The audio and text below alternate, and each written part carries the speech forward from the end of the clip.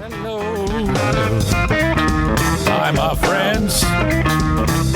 Welcome in to the Eric Zane Show Patreon bonus podcast. The Crumblies were just sentenced to 10 to 15 years in prison. The first American parents to be sent to prison for the actions for being convicted of manslaughter after the Oxford, Michigan school shooting with that crazy fucker, Ethan Crumbley. God damn it, rot in hell. You know, I honestly believe that the day before that terrible school shooting happened, the parents were probably, in their minds, living their best life. I think it was a middle-class family. Now, you take one look at Ethan, and it's like, you know, it's just you know, that type of, anytime I see that brooding, moody kid, I'm always a little bit uneasy by that. What's going on there? The mom, the dad, are like, oh, yeah, we didn't, not us. Bought the psycho the gun, didn't store it properly. Wacko brings gun to school. Wacko draws on the homework assignment being done in the classroom. Images of him shooting the kids with lines like, I can't stop the voices in my head. Take him out of the classroom, sitting there with the counselor. Mom and dad show up. The gun is in the backpack at that point. And they're like, I think he's fine. It's no big deal. I mean, the mom and dad are aware that the gun is accessible. They're in the counselor's office with the kid who has the gun and the counselor. They don't reveal that information. It never occurs to them that, never like an outside chance, even though you're seeing the kid drawing a blueprint for what he's going to do in moments. And they didn't opt to take him. There were so many opportunities to avoid this. They got 10 to 15 years about 10 minutes ago. Each got 10 to 15 years. I might have already said that. I don't know. I don't even know what the fuck I talk about half the damn time. Yeah, if you are a family member or a friend of the deceased, you're like, how the fuck? I mean, these young people should be in college right now. And when the psychopath he wrote in his diary, you know, shit like, I'm going to go and actually make sure that I shoot people that I think are pretty and handsome. What? What a fucking loser. I only wish we could see a person like Ethan Crumbley, what it's like in prison for them. When they were, I mean, I'm sure he's probably isolated. I don't think he's having any interaction with any other prisoners, but whatever. But for Mr. and Mrs. Crumbley, 10 to 15 years. Now imagine that. Let's just say 15 years. Try to imagine what your life would be like. How I would probably die from anxiety. These people were very calm when the sentence was read out. But if I were to go back right now in my brain, 15 years from right this moment, that would be 2009. From 2009 to this moment, 15 years. And that is such a long amount of time for me to even think about being incarcerated. My God. To me, a week is a long time. That is such an incredible deterrent in my mind. Not for everyone. Some people just don't get it.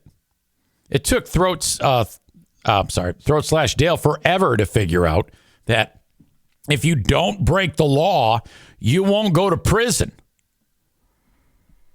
Holy shit. But the idea then that I love the fact that this happened. I mean, I don't love that this happened, but I love that the law was changed so that if you have a gun that's accessible in your house and somebody gets a hold of it, you're in trouble. Now, I don't think if someone broke into my house, if my grandson decided to come into my house when I'm not here and take a gun, that's different. I think. I guess I don't entirely know the law. But they just passed a law in Michigan from the Crumbly case that your guns better be locked up. Because if someone that lives at your house gets a hold of a gun that shouldn't have it, and then this happens, like if all this happens again, you're in trouble. Now, I don't have kids that live in my house. Because, and I swear to God, when this thing was read, the verdict, I went upstairs and unlocked my gun cabinet and I'm counting. Because I'm not going to lie to you, there was a time when they'd be everywhere in the house. I'd have all these little hiding spots where I keep guns. Now, I have to get locked hiding spots in every one of those places now in order to have it the way it was. But I'm not kidding you. I was 2 or 3 steps away from a gun at every point of this house. So I'm like, I know I locked him up, but I'm going to make sure right now. So I went in, opened up the thing, and I'm like, I'm counting guns. I'm like, okay, there they all are. Great. Lock it back up.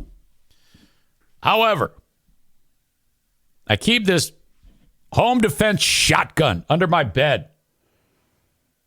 Just in case. I got to have one. And then if my grandkids come over, I lock it up. So I don't know if I'm breaking the law. I don't think I am.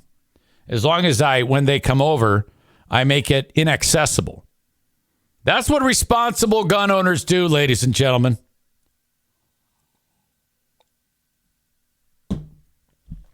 Fuck the Crumleys.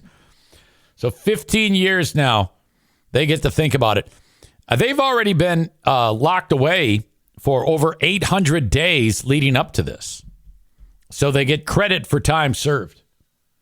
They still feel like, because in the, statements you make on this sentencing, they still feel like people dropped the ball.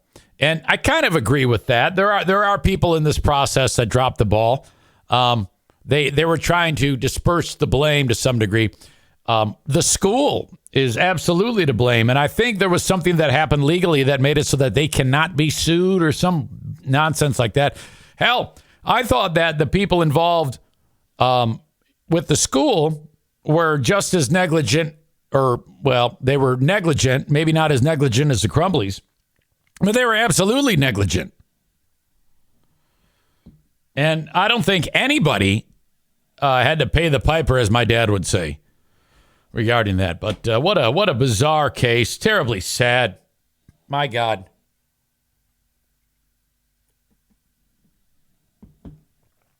Absolutely god-awful. New research helps explain why lesbians report more orgasms than straight women. It's crazy that they're doing a study about that.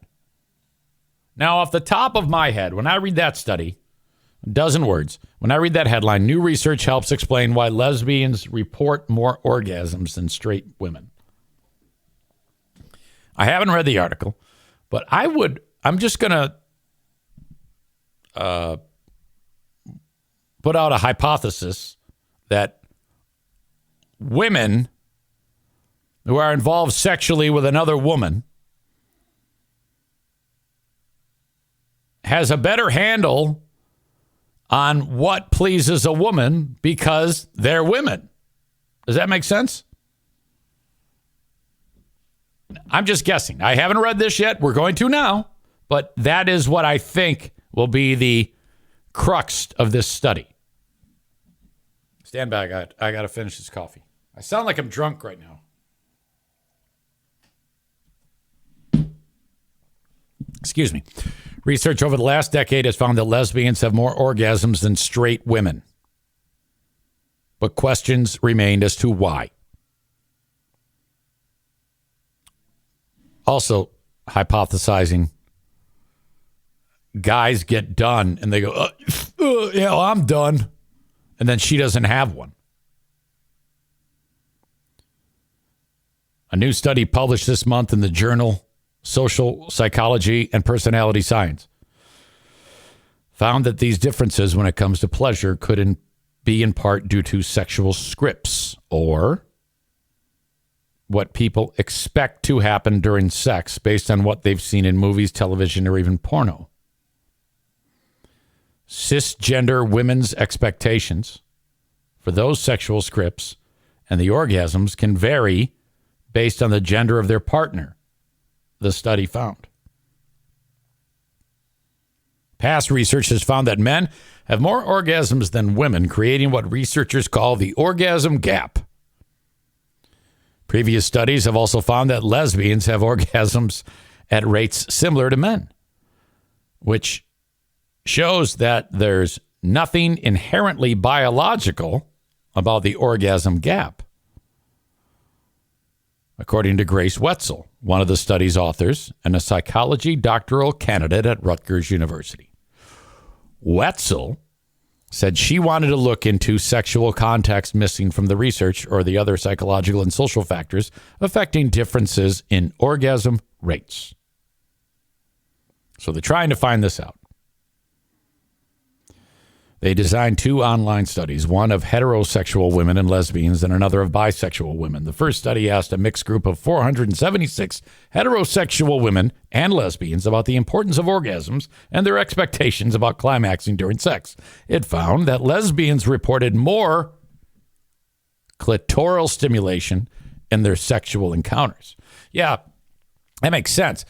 Too often, guys think that if their big fat dong goes into the vaginal cavity, that is what causes a woman to have an orgasm. But I don't think that's true. I think it does happen that way. But ultimately, you want to focus on that one zone right above where your ding-dong's going in and out. You know? I think that's key. And I think some guys just don't know. They're just shitty at it. They don't realize that that's the hot spot right there. You know, that's the buzzer. You want to divert all your powers and energies right to that little fucker. At least that's what I think. From what I can gather from, you know. It found that lesbians reported more clitoral stimulation in their sexual encounters, higher orgasm expectations, greater orgasm pursuit, and having more orgasms than heterosexual women. However, orgasms were equally important to heterosexual women as they were to lesbians. So they agree, hey, these are great. And then, how often do you have yours? And the lesbian lady says, well, whenever I want one, I get one. How about you? Every once in a while, if I'm lucky. In the second study of 482 bisexual participants, the researchers asked the women similar questions about their expectations of orgasms and how strongly they would pursue them in a hypothetical sexual encounter with either a man or a woman. The study found that bisexual women had the same orgasm pursuit and importance of regardless of partner gender in the hypothetical scenario, but those partnered with women in those cases had higher expectations for clitoral stimulation and orgasms than those hypothetically partnered with men. What that's saying is guys don't know how to have sex. They leave the gold spot alone. you dummies. This means that partner gender through varying sexual scripts is indirectly associated with greater orgasm pursuit, the study found. The scripts, meaning the women know that's the key zone, you know? I mean, she's not going to jam her tongue up your honey hole. She's going to lick your clit. That's what's going to happen.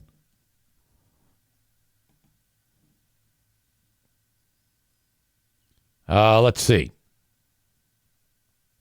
Some of the comments.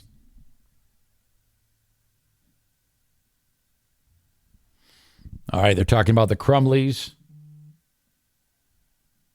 More Crumley talk. Now we're getting to the sex talk in the chat. Chris says they know their way around the equipment. Exactly. Stevie says some dudes just don't care enough to learn.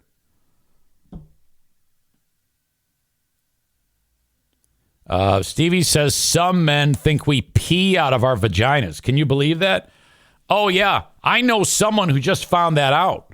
Who just found out that pee comes out of a little opening. The urethra terminates or ends at the clitoris. That's a multifunctioned structure there.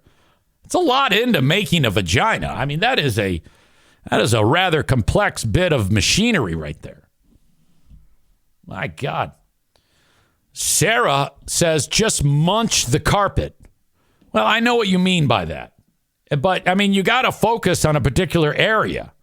I mean, if I actually start licking your pubic hair, that's no good.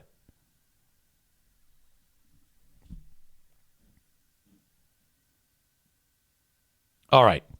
More on this. This heterosexual script prioritizes the man's orgasm, as intercourse alone is associated with the lowest orgasm frequency. That's what I was talking about. The guy just like, he does a pump and dump. And then he's like, oh yeah, it's your problem now. Fuck you. Come on, guys. What we should take away from this research is that when women are having sex with men, in general, they're typically not experiencing enough clitoral stimulation to facilitate an equal opportunity for orgasm, which is what I said at the beginning of this. One of you said no need for even a study. We knew this. Men who listen to the Eric Zane Show podcast, we're all wonderful lovers, okay? Other shows, not so much, undoubtedly. But the men that listen to this show, we are all about pleasing women. Okay? We don't even care if we have orgasms. I can't even have one now. What do I care?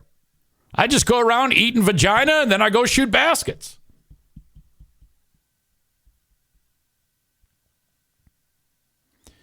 Wetzel noted that the study shouldn't lead couples to feel pressure, because other research has shown that such pressure will make orgasms less likely and less enjoyable.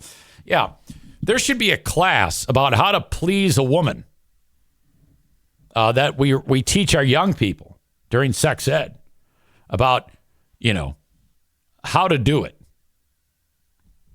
But that never happens. Guys don't even know. My God. I'll link up that article. And y'all can check it out on your own. A lot of laughs in that, but this is a very serious topic.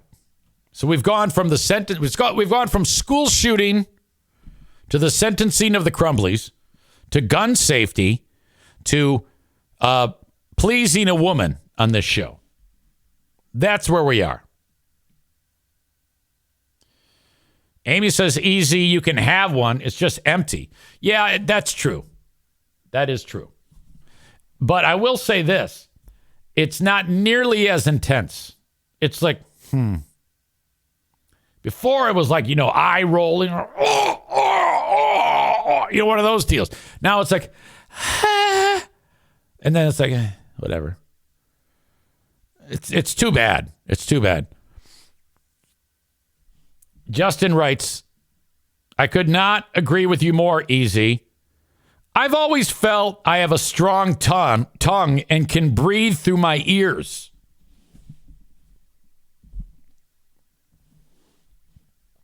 I can guarantee you there are no other podcasts that talk like this.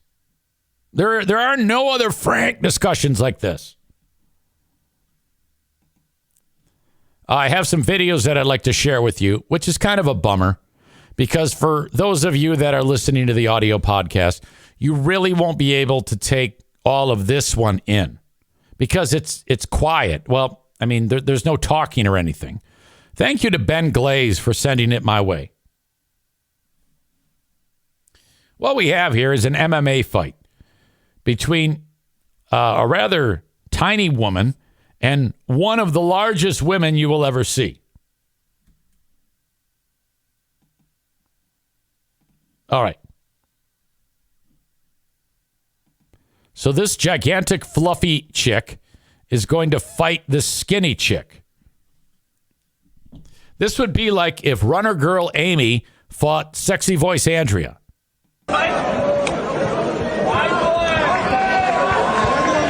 So skinny athletic chick is just kind of like moving around while this very large lady is stalking her. And she doesn't move that well. She's just kind of slowly walking and turning. Now, if big chick, who I'm guessing is about 400 pounds, were to get her hands on skinny one, it's all over.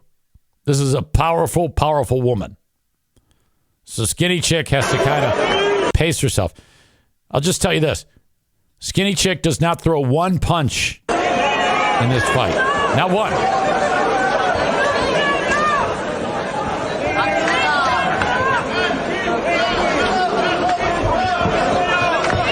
I'll also tell you this. Skinny chick does not throw one punch, but skinny chick wins the fight.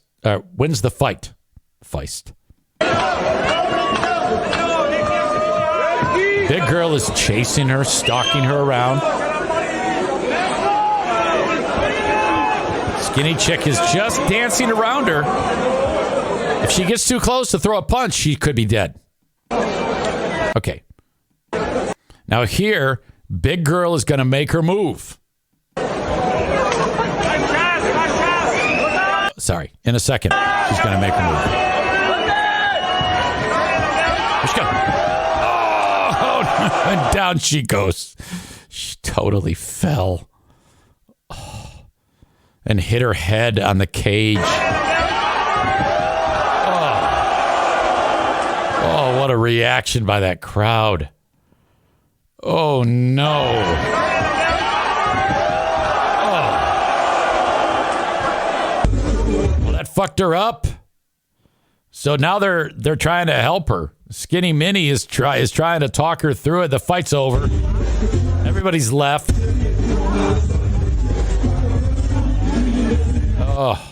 Oh my God. You know, sometimes our larger American friends, they reach a rock bottom point. You know, it's just, all right, I've had enough. White flag. I gotta turn this around. That was that moment for her.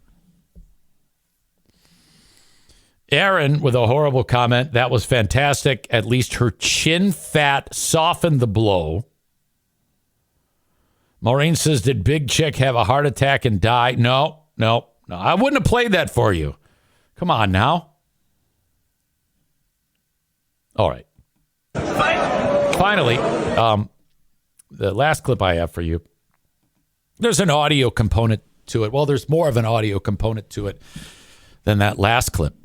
This is from a spot on X that I look at from time to time called Fight Haven. This might be an old clip even, but it's going around right now. So it was just posted on Fight Haven with the caption, did he go too far or not far enough? A West Virginian father confronts a sex offender about talking to his daughters.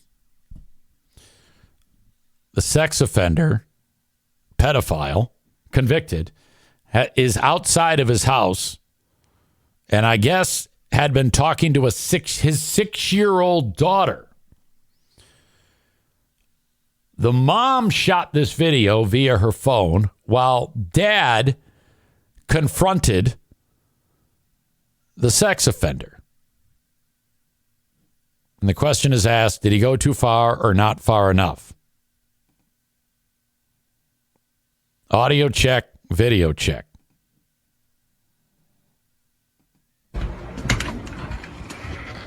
Scotty? How old are you? How old are you? How old are you? This looks like old video to me. Maybe not, but it doesn't matter. It's still worth a conversation. So dad catches him. How old are you? How old are you? How fucking old are you? You got something to fucking say to a 6-year-old? Huh?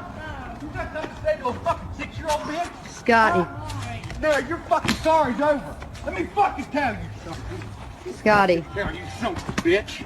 Let me fucking tell you something. Yeah. We told you multiple times to leave them girls alone. Yeah, in this motherfucking neighborhood. You're fucking sorry, ain't motherfucking shit. I ain't doing it anymore. No, you ain't gonna fucking live Guy goes, I ain't doing it anymore. here no more. Get your motherfucking ass. Okay. I'm gonna fucking kill you, motherfucker. I'm getting out You of here. understand me? Yeah. You got anything to say to a 6-year-old child? No, sir. Huh? No. 3 of them? No. My daughter can't play in her fucking front yard because you want to set your perverted ass. I know about you, motherfucker. You're a goddamn fuck Barbie. Fuck you. I'm telling you right fucking now. You have no reason to speak to any fucking child. Any motherfucking child. You're lucky I'm slapping you or I'll break your fucking jaw. You understand me? Yes, sir. You fucking understand me, motherfucker? I'm telling you right now, I know you're a registered fucking sex offender. Yes or no? Yeah. Yeah, you are. You're goddamn right you are. So what did you have to fucking say to my 6-year-old daughter? No one. You don't need to say hi to her, do you? No, sir. I catch you one more fucking time talking to a kid, it'll be the last day you're fucking breathing. You understand me, motherfucker? Yes, sir. You're getting off easy. Not one of them was a punch. Yes, sir. I could kill you right fucking now. You understand me? Yes, sir. Don't ever speak to another one of my fucking kids. It'll be the last day you're breathing. Yes, sir. Oh, yes, sir, ain't shit. You fucking do it or you're dead. You understand me, motherfucker? Do you fucking understand me? Yes, sir.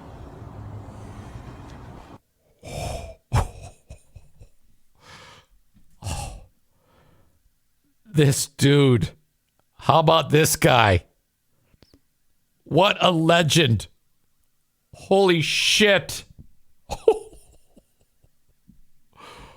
Oh.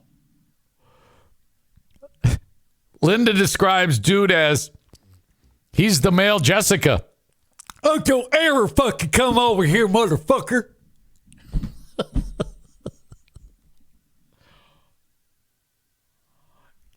And he says he just drank some Fireball, didn't he? Hey, you motherfucker. Wow. Oh, my God. I like the fact that he said, you're lucky I'm slapping you. You'd be dead. I need more background on this. I need like what happened after. Because I think technically, dad there broke the law, but I mean, this is West Virginia. They're not going to, Jesus Christ, this is, that is absolutely great. That dad, I have never believed someone more than that dad. He was so enraged that I think that he had like Hulk strength. I can't talk today. My apologies. I have never been more sure that that guy was telling the truth. That he would kill. And what's up with that fucking pedophile? Why didn't he run away? Oh. Bob says, yeah, I think it's a year or two old video, but still as entertaining now. Chris says he's trespassing. You mean the kid was trespassing, the younger guy, or the dad was trespassing? I think the kid, right? Oh, my God. If you ever want to get creeped out, go to your state sex offender registry, and if you can narrow down a map of where you live, and there's red dots where all the sex offenders, their last known address is. And we're surrounded by them. Kenny says, Dad totally assaulted him, but I'd love to be the judge it was brought in front of. I'd clap and tell him charges dismissed. Holy shit.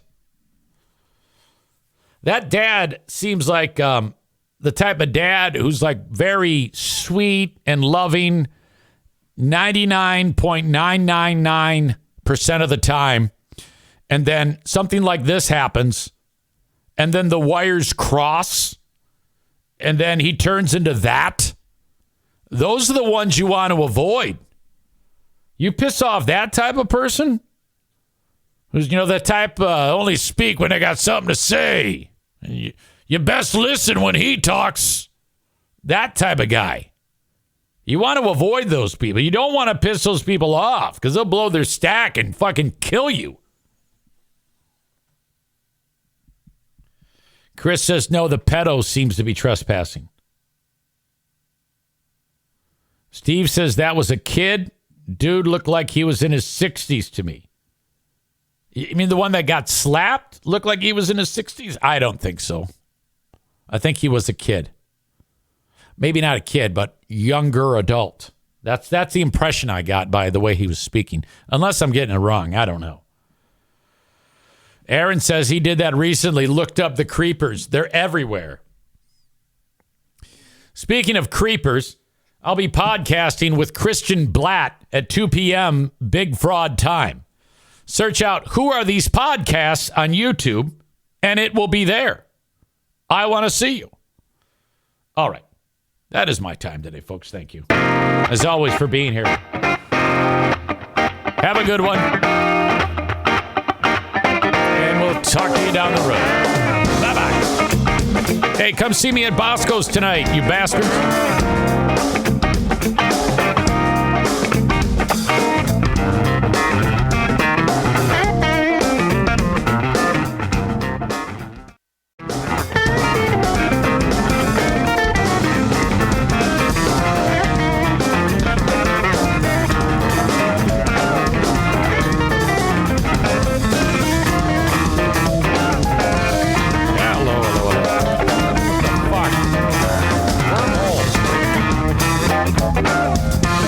I don't know what the fuck is going on here.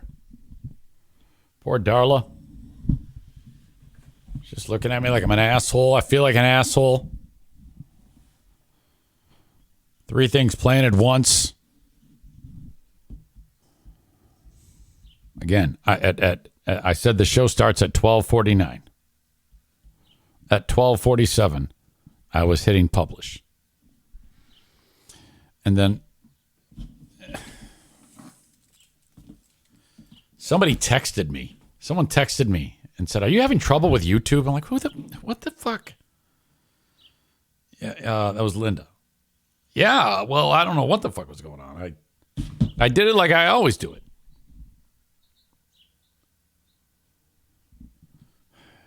It's so annoying. All right, flush, start over.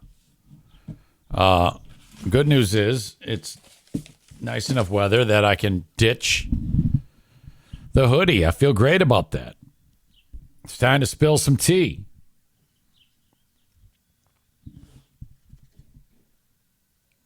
The tea spilling involves me to share with you a text exchange that I had. Appropriate amount of setup.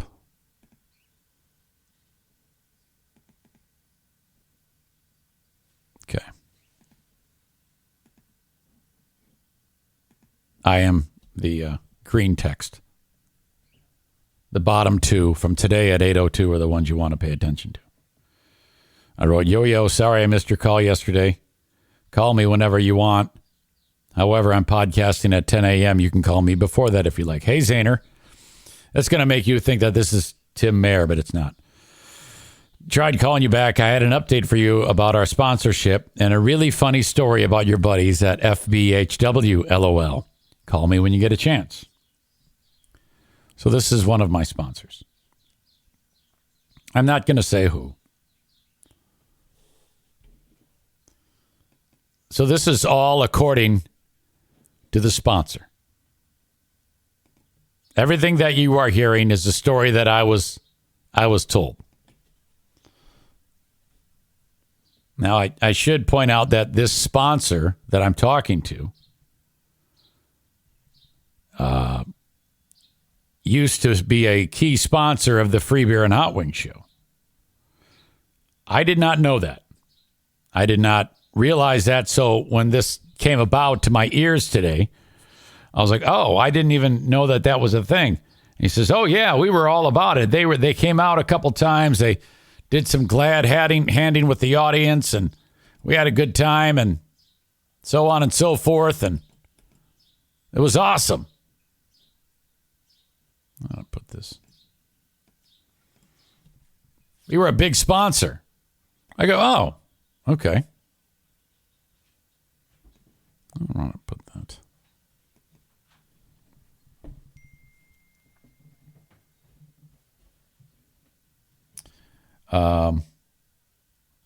Anyway, where was I? So this sponsor gets a phone call and says, hello, I'm so-and-so from WGRD. And, well, we know you've been a key sponsor of the show for quite some time, and we want to get you back on. You know, you get this from time to time. You know, somebody doing their diligence, check in to a former sponsor, see if they'll re-up. Okay? That's cool. And he kind of like politely, I think we're good right now. And then this person brings up that the show, the Free Beer and Hot Wings show, according to my sponsor who's talking to me, was quite upset that they've partnered with me. Now, from my perspective, if you're trying to win business, why would you allude to the fact? Why would you say that? Why would you say, yeah, they're very upset that you signed with Eric Zane? Because what that's doing is it's kind of like puts them on the defensive. Like occasionally Andy from over at King's Room Barbershop will advertise on GRD, and whatever. That's a good move in my opinion.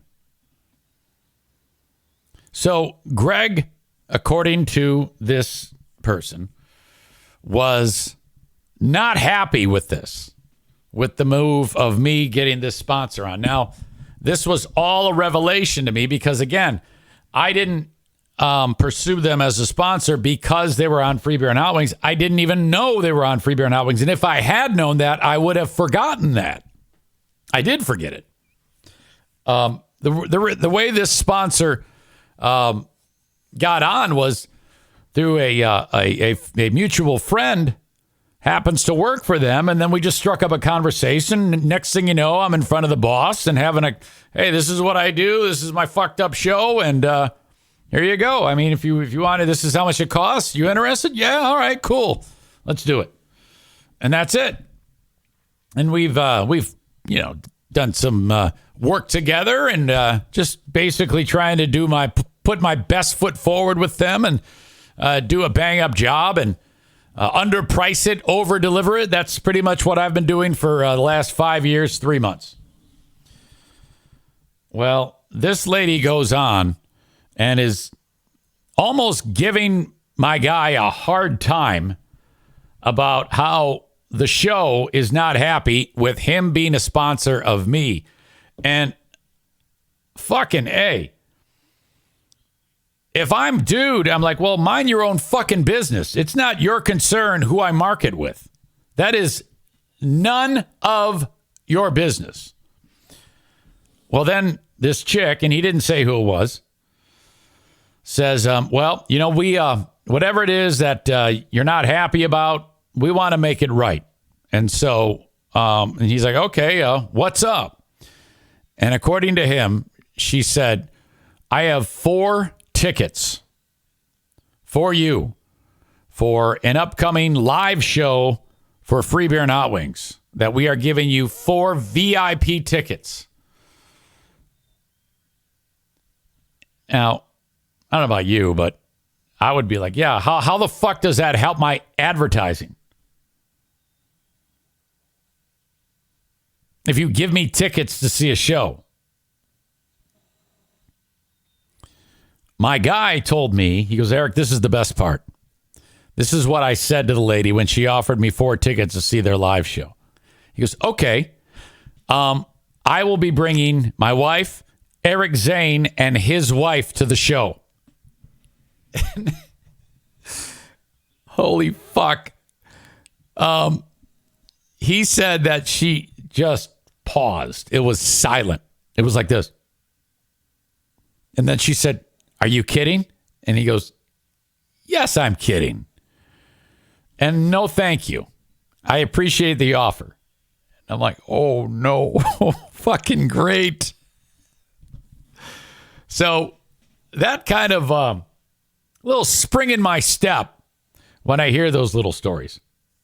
I have no reason to think he's making it up. I believe it's absolutely true. I get very little correspondence ever that they even give any bit of attention to me and any thought at all. I should not be a thought of theirs at all. I take it back. I should. I'm not going to lie to you. If they did a show called Who Are These Zanes, I would be all over that shit. I would be listening to every second of that. I would review them reviewing me if it went that way. By the way, Darla's having a dream right now. Look at her. Hold on. Listen.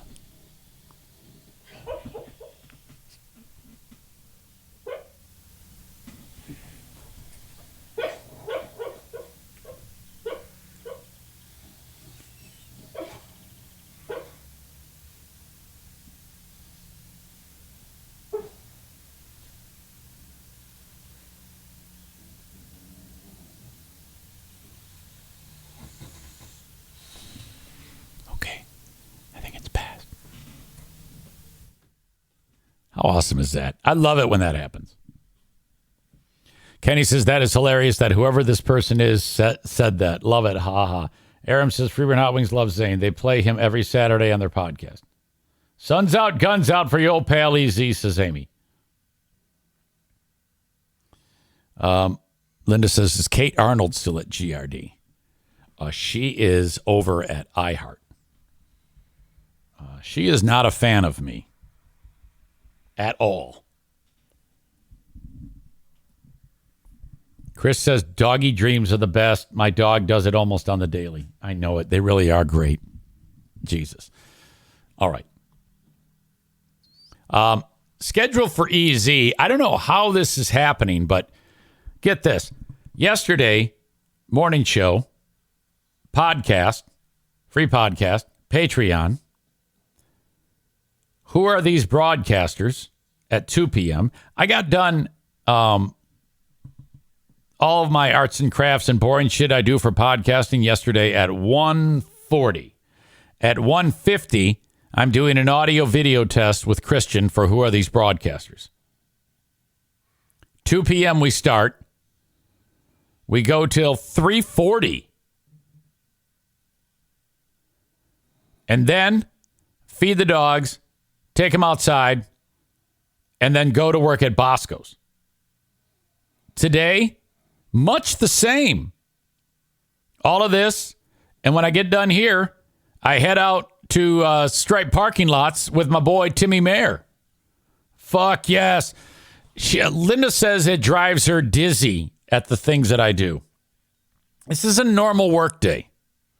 What was crazy is last night, after that day yesterday, I'm laying in bed. I should be tired. And it's like 10:30 at night and I'm wide awake. I don't know what's gotten into me. I'm actually getting younger, but my ding dong still doesn't work like it's supposed to. I'm saying that in a subdued way because the window is open. I kind of don't want my neighbors to know about about that action. Those poor people, I can only imagine the things that they've heard over time. I wouldn't even have to put the air conditioner in there if when I'm ranting and saying words like fuck and shit, that I spoke them like I am right now. That might be a thing. If I'm like getting pissed off, instead of screaming, I just do the rant in this volume level, this tone. Like when I'm doing an impression of Ashley. Oh, fucking shit. Fuck you. Oh my God, I hate you. Suck my dick, you fucking piece of shit fuck.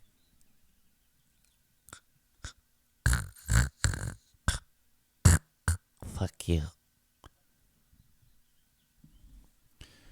That way they don't hear me, talking like a fucking asshole.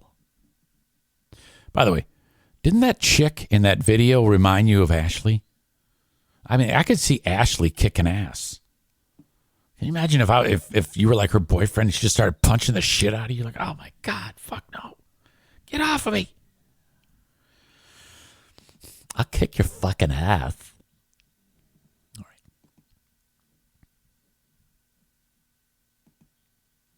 right. Bleeding Heart Brian sent along a video for us to check out. I like it because when he sent it, he wrote it with the caption, fucking truck drivers, pieces of shit. And it dawned on me that he is, in fact, a truck driver. So I see what you did there, buddy.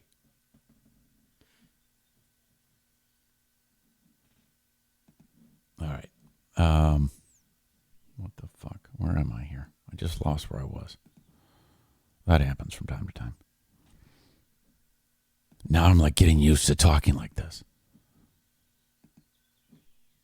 Okay, here we go. Michigan State Police say it happened last night as a St. Joseph Township officer responded to a welfare check for a semi-driver at Corande Park. When the officer got there, the semi-truck B-Team News, by the way, crashed into a patrol vehicle and then drove away. But the driver didn't get far, crashing into a house just over a half mile away from the park. Yeah, I mean, it was just a really loud rumble. It just all, it was, like I said, it crunched. It was metal. Look at the house. Thought it was an earthquake, but it shook the whole house. It was really, really bad. The house that was hit is on the curve of Riverbend Road. The homeowners planted trees in the yard to stop vehicles if they were unable to make the curve. But the trees were cut down a little over a year ago after being struck by lightning. Oh, fuck. The stumps remain in the front yard and help to slow the truck heading toward their house, potentially saving the homeowners' lives. A few inches more or without that stump, and this could be a very different story. The homeowner's daughter was in Maryland last night, but when she heard the news, she flew home to be with her devastated parents. The home sustained significant damage, and the owner's beloved 2016 Corvette was destroyed. That's terrible. That your house is fucked up, and that your beloved 10-year-old Corvette is damaged, but devastated. I mean, I think you use the word devastated when like something devastating happens. But maybe I'm more of a glass half full guy. I don't know. I look at this as an opportunity, frankly.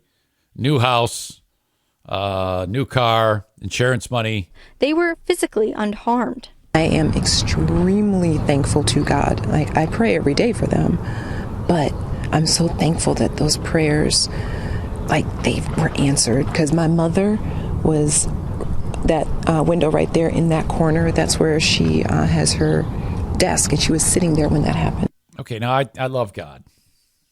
I love God. Baby Jesus, big fan. I'm all about it. But you can't, he's going to be like, look, I can't get credit for this one. You just happen to be in a part of the house that you weren't in when you weren't near where the crash happened. So don't give me the credit on this one. You got to just understand that sometimes it's just luck. Now, if the truck drove through the house and you were able to stop it with your hands or become intangible and it goes right through you and then you come out the other side, miracle. Those all count, miracle. But just because you weren't in that part of the house, we're going to go to miracle court here and say that God had nothing to do with that. All right? Sometimes God does get involved. He's talked to me. He talked to me and said, easy, I want you to give Jeffrey that kidney, and that's the end of it. And I said, you know what, fella? I'm going to do that. I'm going to do that. You can count on it. Do my will. You all know the story. Sure. But no, this does not count. This does not. He's like, I'm out of this one. This has nothing to do with it. This is your own dumb luck. All right. I'm in the business of miracles. This is not a miracle. Kenny says, Corvette, I'd be devastated too. LOL. Devastated? To me, devastated means something you don't recover from. But then again, you are very dramatic. I mean, if Inky, Blinky, Pinky, or Clyde consumes you before you get the pineapple, I know that that's a bad day. Dad. Yeah. How are you? I was terrible. Pinky ate me right before I ate the pineapple. Oh my God, I'm devastated. It's the worst day of my life. Oh God, I can't be so loud because these neighbors going to hear me. Oh, my fucking back. Devastated. Darla waking up for the party. Yeah, no, you don't get devastated over that. That's too strong of a word, idiot. You're thankful that you were not hurt. I'm devastated because I don't have my car. Get another one. You got insurance. Insurance is going to pay for that. You won't have it for a little while, and then you'll have another one. That's how that works. You can't say devastated. It is inappropriate. Now you, on the other hand, if the joystick breaks on Defender, I'm sure you'll have a heart attack. You'll be running down the hall. Oh my God, neighbors. Let's have a Section 8 pity party. My God. No, you're not devastated. It's ridiculous. New angle from the Madonna concert where he got on stage, where Ricky Martin got on stage with Madonna, proves, I guess, that he had a boner. I'm not so sure. We pick it up during the concert where Madonna is in one chair. Ricky Martin is next to her in another chair. There's Ricky. There's Madonna with her cone bra.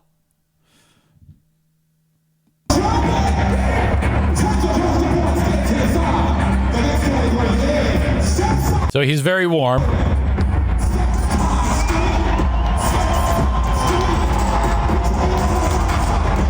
Okay, so Ricky Martin leans back, and then this guy approaches him, the topless guy, who wants to maul him.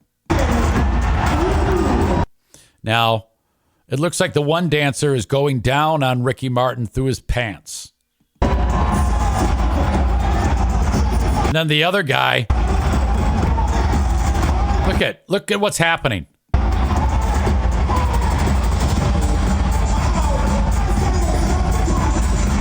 Is this a concert or a sex show?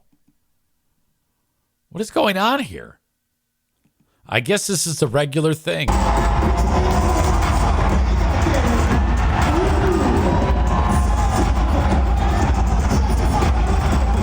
I guess that's a boner. It's tough to see. It might just be the pleats in the pants.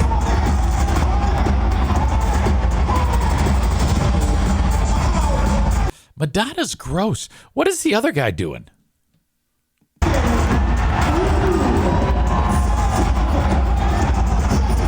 Oh, I know what he's doing.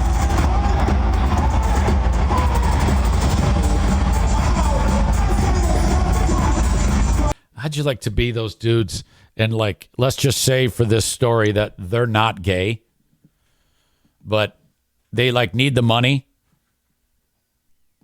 That they like the gig, they like dancing, they like, whatever other part. He's like, oh God, this is a part of the show when I have to do this. Yeah, that could be rough. That's a tough day at the office right there. Patrick says, I'm pretty sure Ricky Martin is gay, so that was probably pretty hot for him. Oh yeah, I forgot to mention that. Yes, he is. Not that I mean, who cares? The point of it is that the article said he had a boner, and I was looking for his boner there, and I don't know if that, because it says new angle proves he 100% had a boner. And I'm not, whatever. Is that the spot? Wow, that is something. Or maybe this is the one. Ricky Rection. Hey ladies, okay, we are giving might out be the free spot. Dove sample. I think this is the new angle. This might be the one that tells the tale.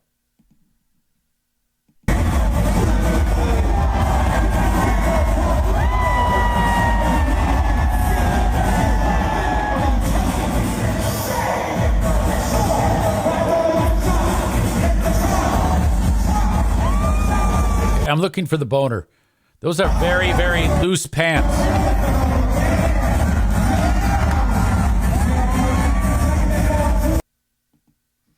Okay, sorry about that.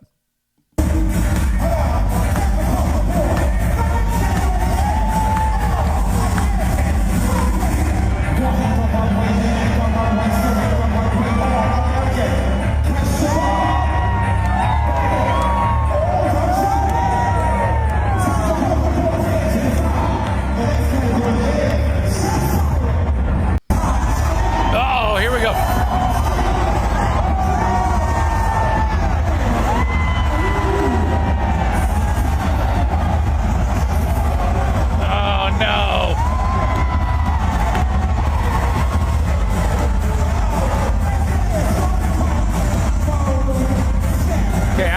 Seen a definitive boner yet.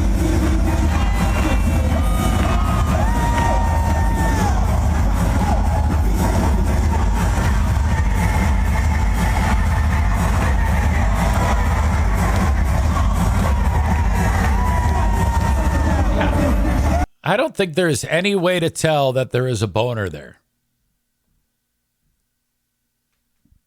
Alex Rodriguez was there. Chris Rock. There's some Ricky Martin hot shots.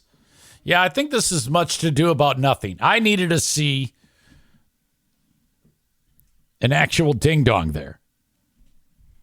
Bob says, careful commenting on his pants, easy. Chris says, aren't Madonna concerts all sex shows? I believe so. Oh, God. So stupid. All right, I'm going to leave it right there. I appreciate you guys so much. Thank you for checking out the show. Don't forget, Big Fraud Saturday. Short fuse free beer. Woo! Mount St. Neuenfeld erupts. Till next time, thank you so much for being here. Bye-bye.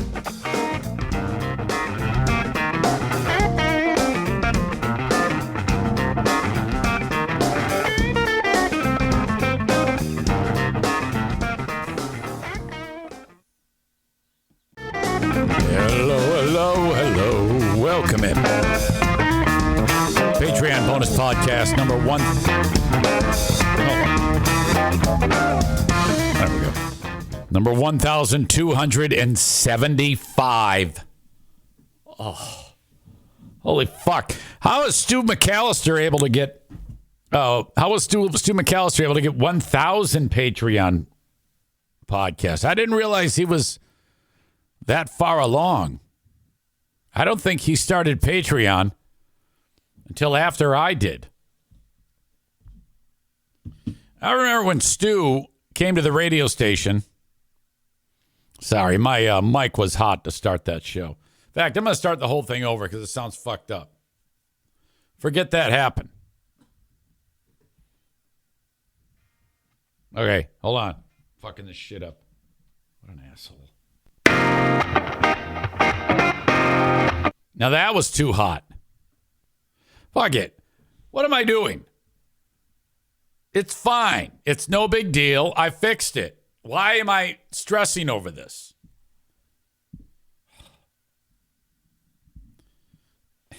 Amy says his podcasts are only 3 minutes long, LOL. By the way, the whole idea of Linda hates him now. I mean, Linda, if you fuck with Linda, she will turn on you. You do not want to piss her off. You know. Amy writes, rest in peace to my ears. I'm so sorry about that.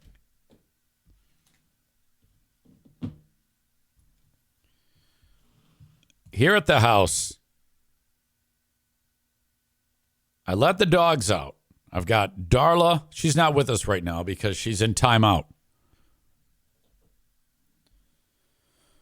I got Darla on a leash, Bruce on a leash, so they don't run off on me. They go outside. Knowing body language, I know who has to poop. Bruce has to poop. He poops. Linda. I almost said Linda does not poop. Linda's on my brain, obviously. Yeah, Linda was in my front yard shitting.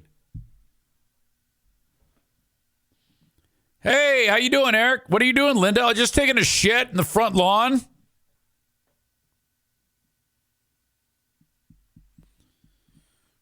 Now she's going to hate me because I just got her mixed up with my dog taking a shit on the front lawn. You heard it. There's no way to talk my way out of it. To be fair, though, I was writing the note down, Linda and Stu, because Kenny just had a comment, and I was writing it down because that sounds like something I could talk about. So that's why the word Linda, the name Linda, came out of my mouth. Dogs come back inside. I'm making my lunch. I see Bruce in my line of sight. I see O'Neill.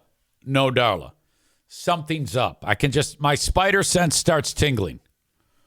I'm like, I gotta go see what's going on. Where is she? I come around the corner and she is in the way she's standing, what she's paying attention to tells me this is a bad thing. We're in a bad spot. I can tell just by looking at her that she is finishing up a midday feast of shit. She has shit out a fresh shit and has turned around and started to consume it. And it's almost gone. There's only one little Hershey Kiss sized turd left on the carpet. It's such a horrible feeling.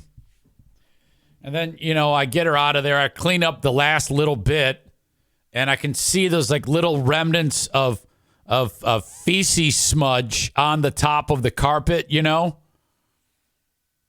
And it smells horrible, obviously, because it's still in the air.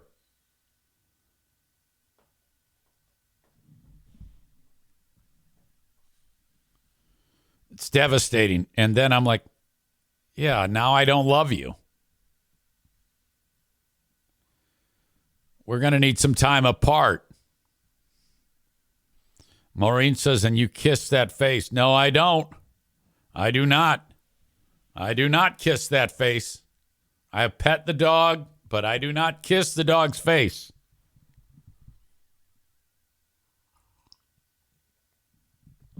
I just can't handle it. It's so bad.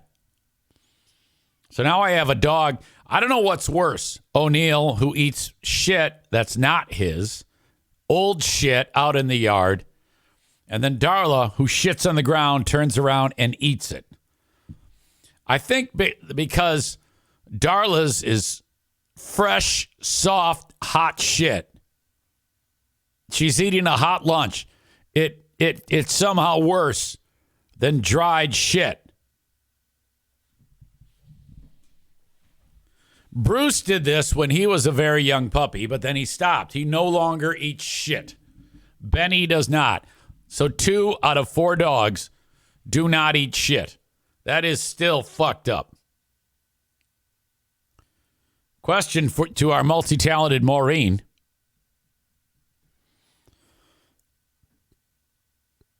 What I want to know is Linda around? Is she? Do you know if she's busy at work?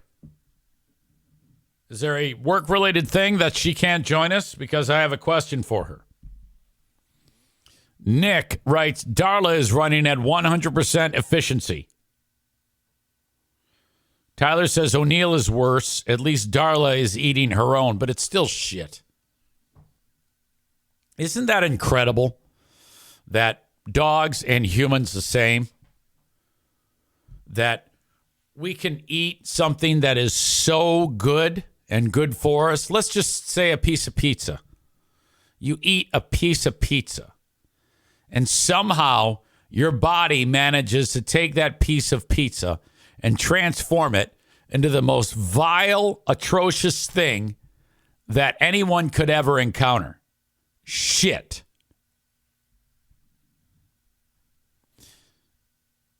There's no one that is a clear-thinking human that would take what comes out of your butthole and go, yes, that is what I want to eat. It's built into us to make us avoid it. But not dogs. I mean, well, not these dogs. These are brain-damaged dogs, obviously. There are people that do like that. There are people that exist that they take a dump and they might as well just crap on a plate.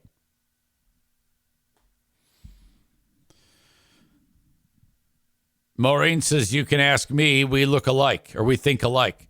No, I'm looking for a reaction here. The idea of Linda and Stu going out on a date, I just gave it away. It doesn't matter. Maureen's going to tell her anyway.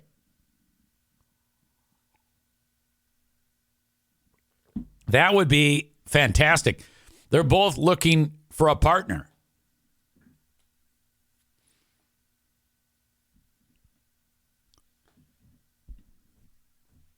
Stifler eating a dog turd was the grossest movie scene ever made. Didn't see it. I mean, I saw American Pie, but it was a long time ago, so I don't recall.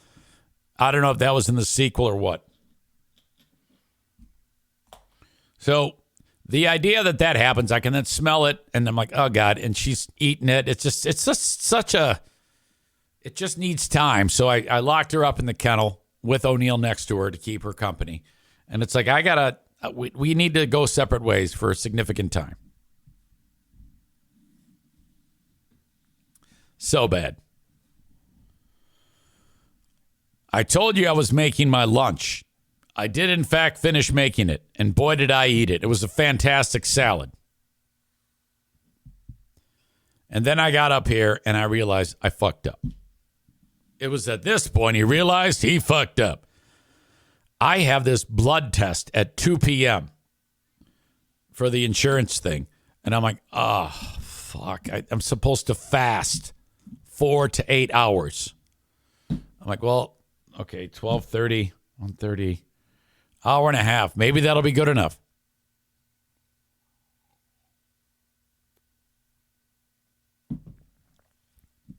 I was like, Maybe I just don't tell them. I go, yeah, but if I throw off the test, I mean, this is for insurance here. So I called over there. I go, look, here's what's up. She goes, well, I'm looking at what they want from you. It says it's preferred, but not mandatory. So I guess I'm good.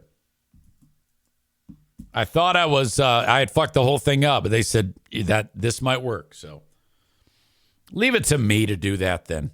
God, what an idiot.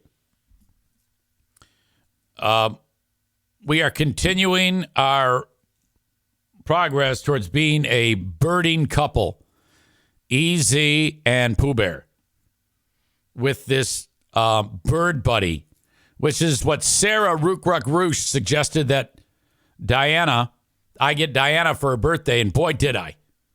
This thing is fucking great. I mean, shit. Ryan writes, it's for insurance purposes. You might want to make sure you get the best test results. I know. I'm with you.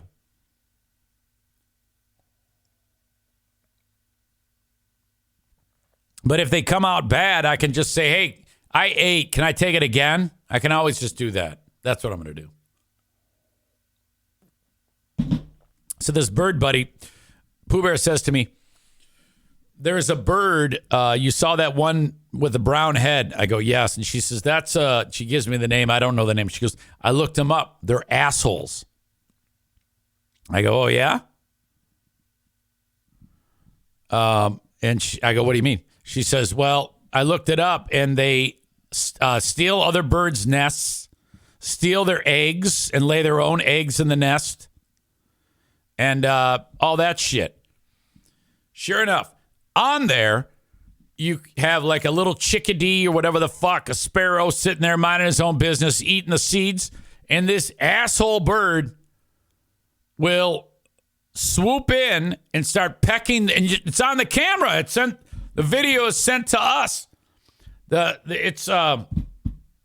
goddamn bird is a fucking bully. It's like Kenny. Actually, Kenny would be the one getting bullied. Kenny wouldn't be. I would be the bully bird, and Kenny would be the chickadee. God damn it. Tyler writes, isn't this for cholesterol? You most certainly need to fast for those. LOL. Well, I don't know. They said not imperative. So maybe it's not for cholesterol. I just threw that out there. I guess I don't know. Stevie says, are you taking fish oil? That will help. Is the bird's name Greg or Free Beer by chance? Oh, he's a fucking bully. Joe Pellerito writes, my beak! My beak! That is awesome.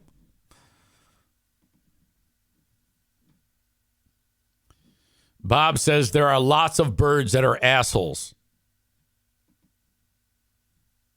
Idaho man faces federal terrorism charge. Prosecutors say he planned a church attack to support ISIS.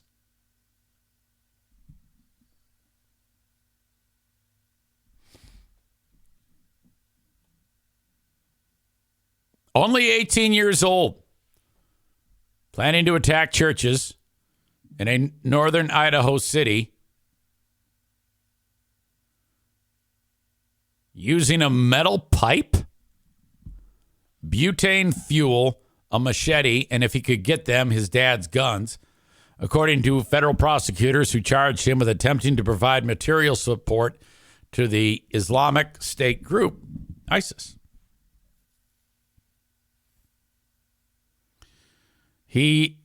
Alexander Scott Mercurio adopted the Muslim faith against his Christian parents' wishes.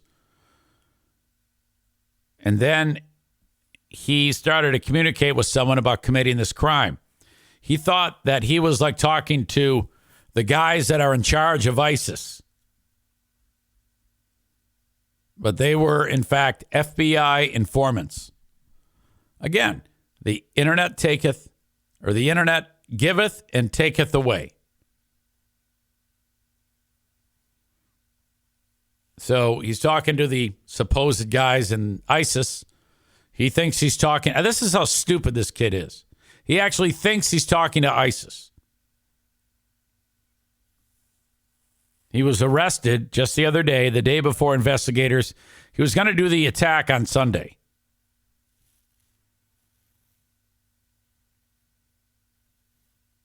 Mercurio told one informant he intended to incapacitate his dad with the pipe, handcuff him, and steal his guns and a car to carry out the attack in Coeur d'Alene.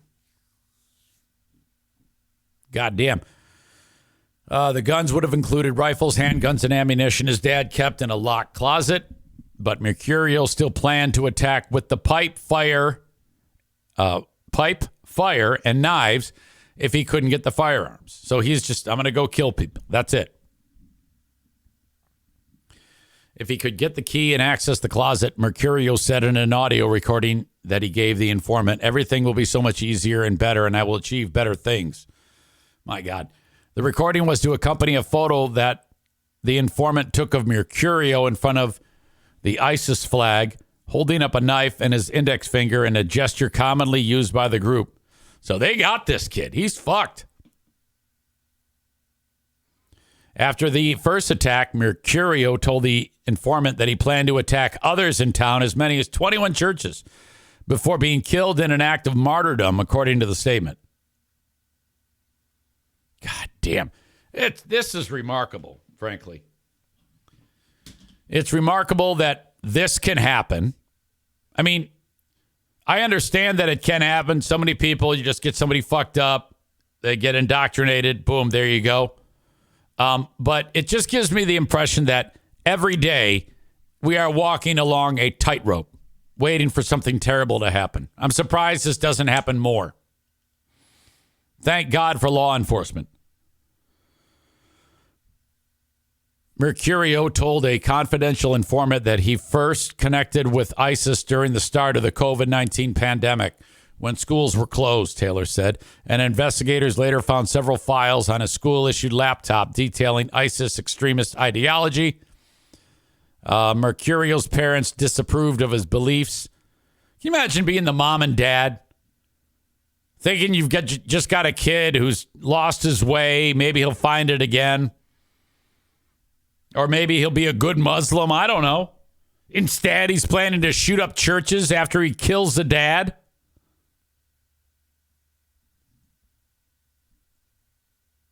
I've stopped asking and praying for martyrdom because I don't feel like I want to fight and die for the sake of Allah.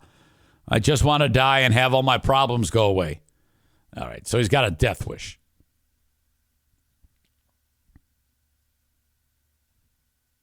God damn. Really interesting in the article because they have a lot of the dialogue between him and the FBI agent. But my God, what a fucked up scenario. I wonder how it came to be that a undercover FBI agent was able to infiltrate him. How did that happen? I'm always interested in that type of stuff. I'm also interested in the person who has to do this for a living, be, undercover, playing the part of someone else, knowing full well that you've tricked someone and you are going to stop a terrible crime and get somebody off the street. That must be fucking rewarding work, And then it also must be painstaking too, because and very anxiety causing a bunch of anxiety because, you're talking to someone and you've convinced them that, hey, why don't you hold off until this date to kill anybody? And you're holding on to that. But then in the back of your mind, you're probably also thinking, what if he just stops thinking about it, about what I have to say and decides today to go kill as many people as possible? That is fucking scary shit. Jesus. All right. Where am I here? Sorry, I just got lost. Ex-NBA star Nate Robinson. You remember Nate? He's the one who fought Jake Paul. He's one of the people that first fought Jake Paul and lost. 3-time NBA dunk contest champion. Needs a kidney. If only there was an organization that I worked with who wanted me to talk about them. Maybe, perhaps, he would be able to get a kidney. I'm kidding. There's no way. He is announcing his renal kidney failure diagnosis. And he admitted that he does not have long to live if he can't find a replacement. He's telling the Daily Mail that he'd only survive a week or two without a dialysis machine. Okay.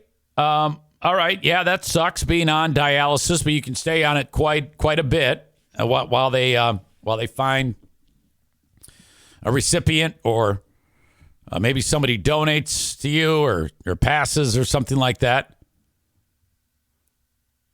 Side note to that, Pooh Bear and I, she wanted to donate a kidney to that nice lady. Megan brought that up, and then I had a talk with Pooh Bear, and she was all for helping that lady and was going to donate the kidney and started the process with the blood draws and stuff like that. And we got to the next step, and she got to a point where she was getting a lot of blood drawn. It was a date to get it drawn, like 20 vials of blood. One of the steps is to make sure you're completely compatible. And then we talked about that. I also told you that she has changed her mind. She's not doing that now. So one day she confides in me and she goes, "So I've been thinking about this. I am having great anxiety and this is hurting me. I can't do it." I go, "Well, no, you can't. Don't even worry about it." I go, that's just one of those things. It's not supposed to put you in any type of peril, which is why they are so absolutely thorough in making sure they have the right person. I go, if you had that attitude, but you continued to soldier on, it's not going to work. You're going to get in front of one of those psychologists or psychiatrists who you meet with, and they're going to be able to see right through you and determine that you are not fit for this. I go, so don't even worry about it.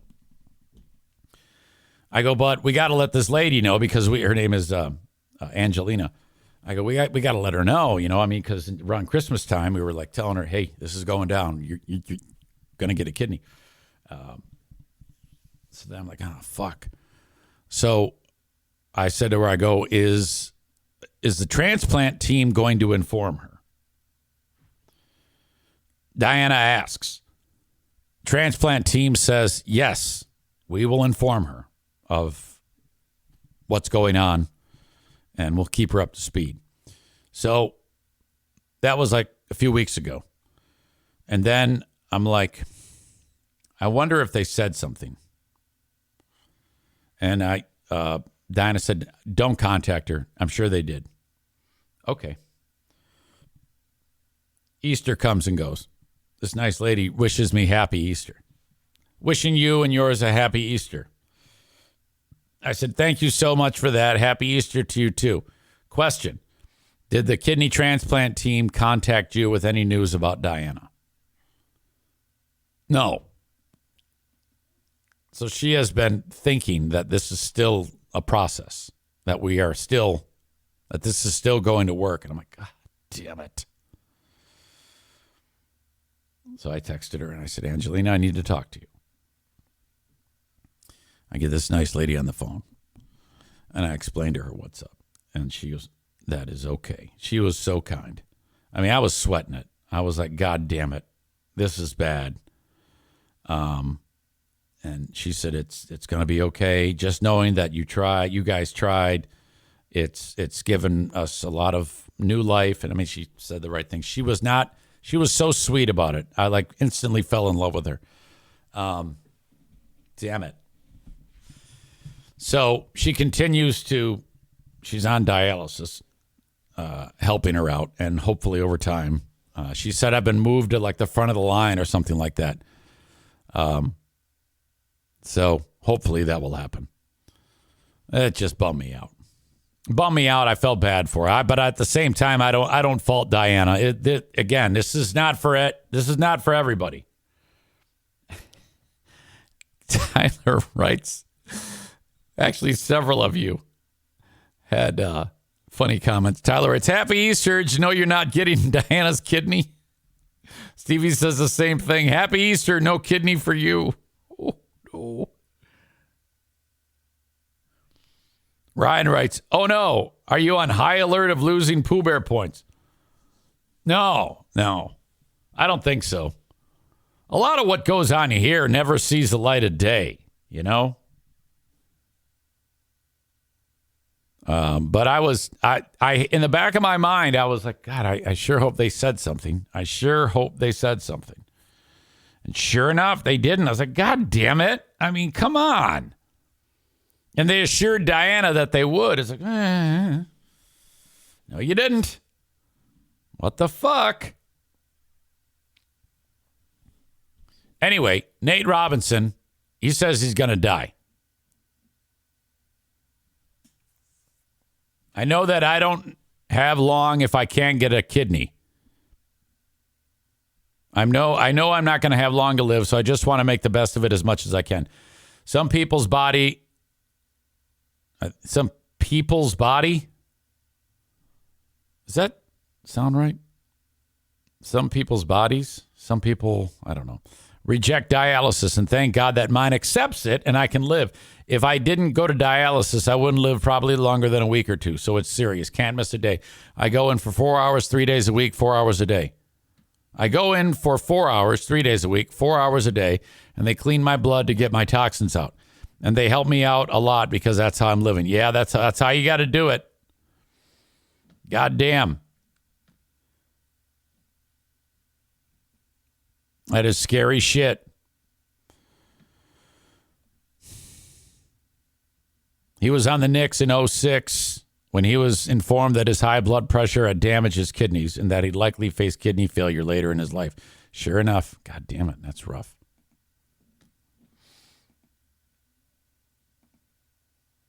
Special needs kids' parents speak out. Slam school district. Bus aid brutalization.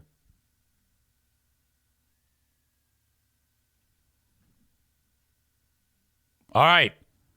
So these are the moms. These are the mama bears right here. The chick with the glasses, that's the bus aide. These two mama bears who look powerful are pissed. Supposedly the kid was on the bus. Something went down.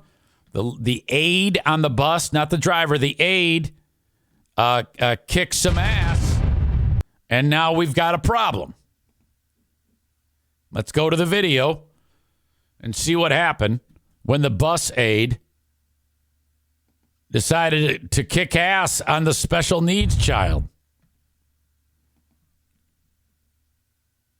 Okay, so there's a kid sitting right there. Looks like she's putting her elbow on him. There's no sound in the video.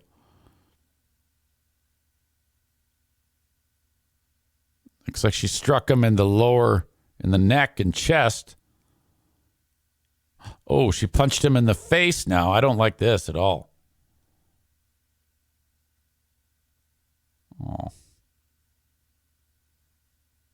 Oh, she elbowed him right in the face. I don't think he's doing anything. The poor kid's just sitting there.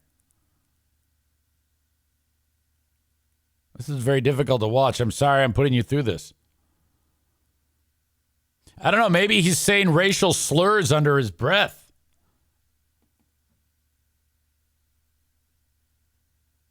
Please, no more. Please, no more. Don't hit him anymore, please. Oh, that was loud. Rest in peace to my ears. Okay, that was bad. That was really bad. Holy shit, she's hitting harder than that Stern Show whackpacker from yesterday.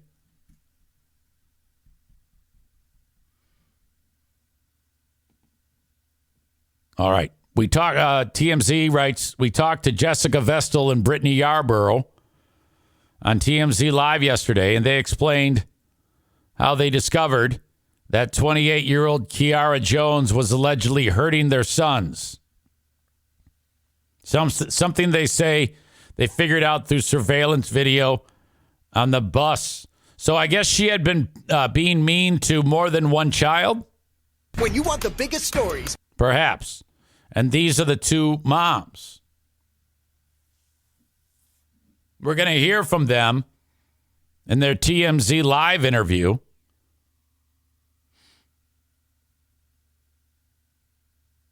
Tyler says, I can't squeeze any jokes out of that story.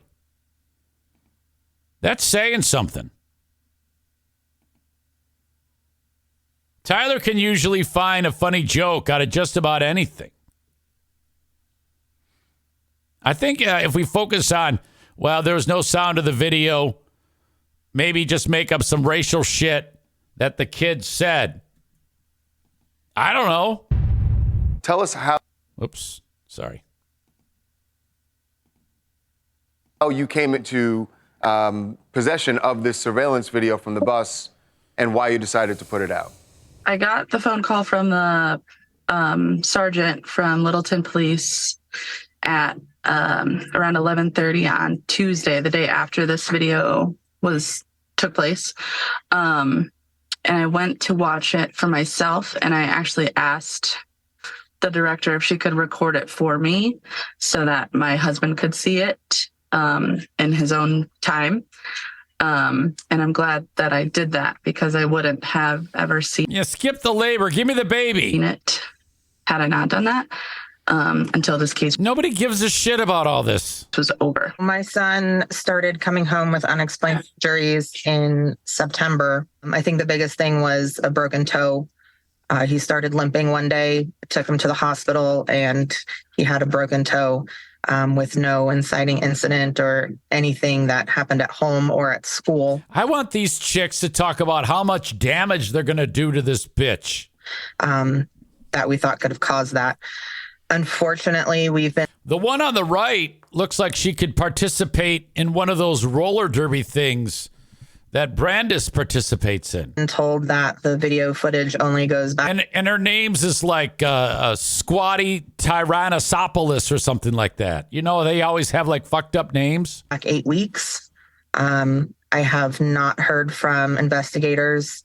They're still viewing all of that footage, but I haven't heard from investigators if there's any assaults on Hunter in those 8 weeks.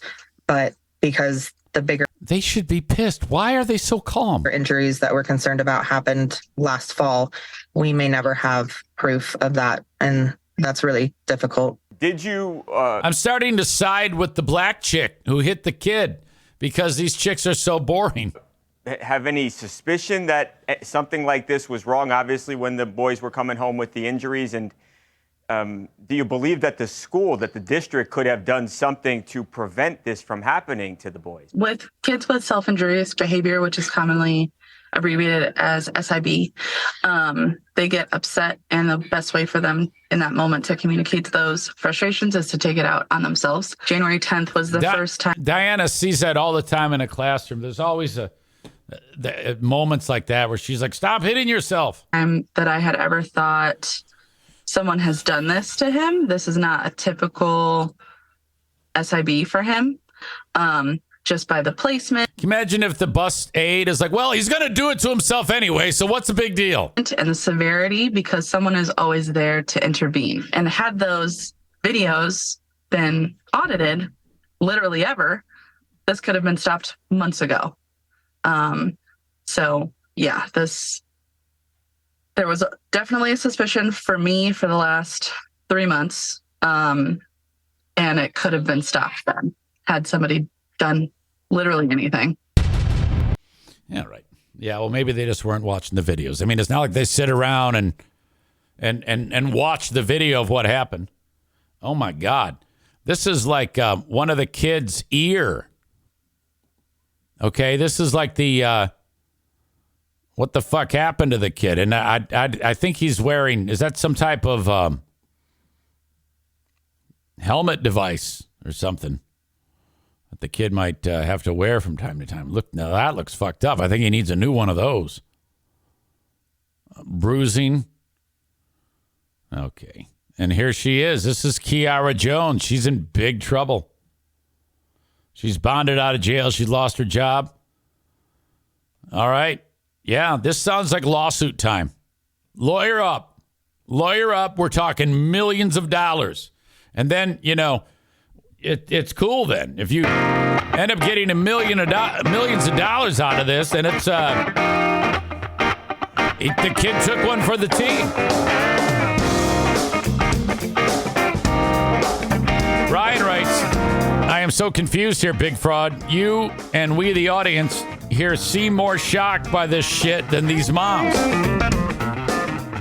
Yes, because they're actually happy. The moms are happy because now, they're going to get millions. All right, I'm off to get this blood test. Thank you, folks. Love you. Bye-bye.